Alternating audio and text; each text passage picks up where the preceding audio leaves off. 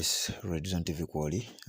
President yakomyewo mu ggwanga kyenjagadde okuwa amakya g'olunaku olwaleero. Ekiri ekikesezo olunaku olwaleero President alandinze ku kisaawe Entebbe. Era waliwo ebibuuzo ebimubuuziddwa byenjagala okuba nga nkuwa wano ebimu ebitonotono era ebigambo byayogedde nga yeetegekera omukolo gwa Chairman Nyanzi ogw'olunaku olw'enkya. Kansooke mbikuwe nzije tubeere nga tweyongera. Redison TV kwoli.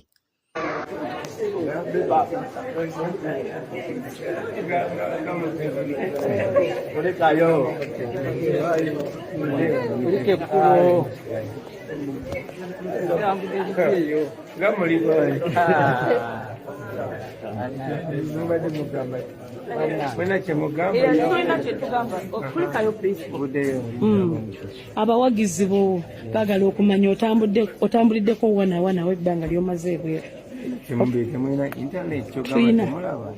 Waliwo abali ekyazanga eyo munda kibakakatako mu banyonyola kuba mulina internet. Show yabadde etya temwagirabye principal naye totuvuga speed internet namwe kati nina kubanga nyinyonyola nsonga ndala nnyo ekyo mwagirabye gye mbadde mubalabyeyo. Obadde oludda nti okuyimbira abantu kyova olaba tukubuuza wabadde otya experience yabadde? It was good. Nabadde Bungereza nakoze concert. Then after that nabadde ne address mu parliament ya Bungereza. Then on my way back mpitidde ku Nairobi nabadde ne meeting zinjawo. But most importantly nabadde nzikola ku Honorable Sege. Honorable Sege omusanze ali atya? Ali bulungi nnyo okusinga bwe yali. Ongera omusabira ali strong. Yetambuza kati yeka atambula ku compound edwaliro appetite yongedde ataddeko ne ku mubiri okusinziira we yali. So asanyusa nnyo okusinziira we yali. Ofunyeko omukisa okwogerako n'abasawo ne bakubuulira ki kye ba diagonizing bonga bo? Sobola kuddaano kunyonyola kiki mutawaanya naye ffenna tumanyi nti onagosegirinya tali bulungi tabadde bulungi emyezi kati enaawo kyagava mukomera naye mukama mulungi nti ateredde muko so suubira nti atajja kwongera okutegeera lwongera omusalira. Waliwo abaali boogera ebigambo bingi nnyo togenze mulabako tomanyi na gyali. Njagala nnyo ne twogera ku bintu eby'amagezi. Twogere ku mbeera y'abayimbi abagenda e Saudi Arabia ne bakwatibwa ensonga eno ogyogerako kibazze bagenda amawekipenda n'abala nefikazi abadde mu kkomera. Alabye omupositinze n'omupositinze. Kyensindiira okumanya nti bamutadde. So omuntu yenna bw'aba mu buzibu mba njagala ne tumuwagira ne tumuyamba n'abuvaamu ne tuyambagana kuba ensi kuyambagana. Enkya mukolo gwa Chairman Nyanzi weeteeseteese otya owulira otya? Nambi twazigolodde dda era nange nkeramu eklesiya Nyanzi naye ayambala akaweeta akawulire nga bwe kanyuma. Nyanzi atugambye nti n'emyaka 23 naye obadde tomu advisinga ku kutwala bintu mu nkola eri eyamwe gye mwatwala n'agamba obadde omukotogera twamufunye ku interview n'agamba baba wange mukulu wange fenyonyi enkulu yeyigiriza ento okubuuka. Next question please. Mu kanisa ogenda baani baba n'ebitiibwa temumbuuza bingi nnyo nammwe byekanisa mugenda kubeera mu kanisa mujje muna munyumirwe tebabayise kumbaga. Twabadde tukusuubira ku makya.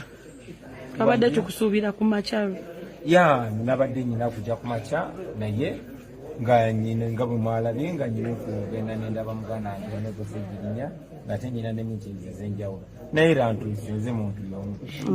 Principal oli muyimbi wotabadde munaye ssente ezavaayo ebiliyoni ezo oyinza zyogerako ki? Njagala nnyo obudde bwange naddala nga butono ne mbuwa ensonga enkulu. Can you talk about the entertainment industry ogiraboti at the moment? I'm the president of the Republic of Uganda, so it is cheating the rest of Ugandans to ask me only about the entertainment industry. I gave the whole weekend to the entertainment industry. Now we have to deal with other issues. Thank you very much and good night. Most importantly, Honorable Sege omusanze ali atya?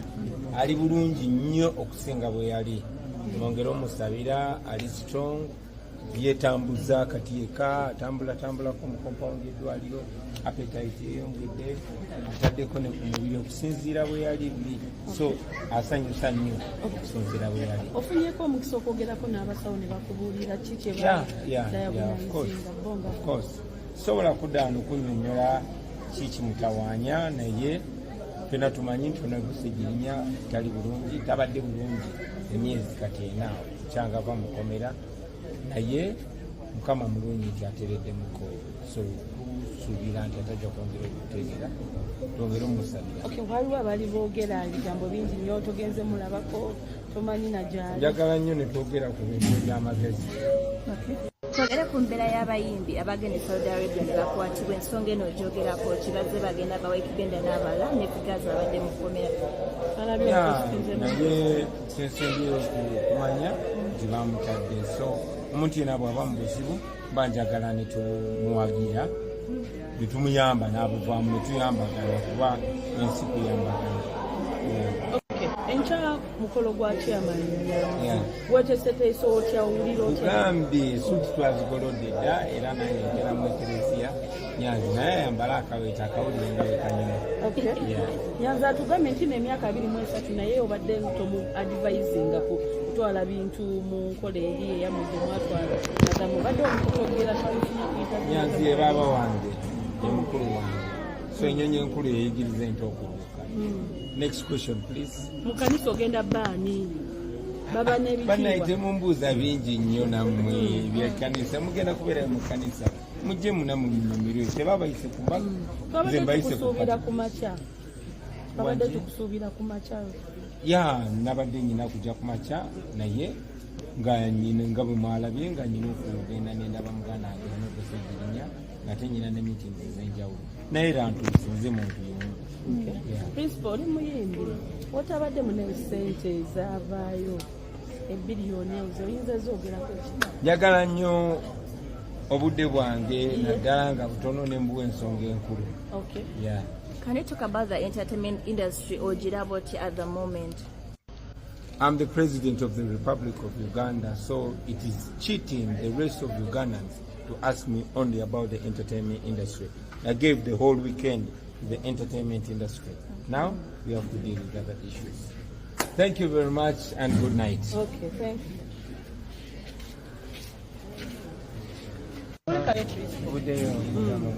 Abawagizi bo bagala okumanya otambuliddeko wanawana webbanga lyamaze ebyo temulina internet kyokama temulaba waliwo abali ekyazanga kibakakatako mu banyonyera kuba mulina internet kyo yabadde ekya temwagirabye no mulina internet nammwe kati nina kuba nga nyinyonera nsonga ndala nnyo ekyo mwagirabye gyembadde mubalabyeyo obadde oludda nti okuyimbira abantu togolaba tukubuuza wabadde otya experience? It was good. Nabadde Bungereza namukoze concert, then after that nabadde na address in parliament ya Bungereza, then on my way back mpitideko Nairobi badde ne meeting ezenjawulo. Kale byebigambo president yayogedde bingi nnyo naye nsobodde kufunirayo ebyo so kati tuwuliziganye nga nkuleetedde ebirala. Red Zone TV kwoli.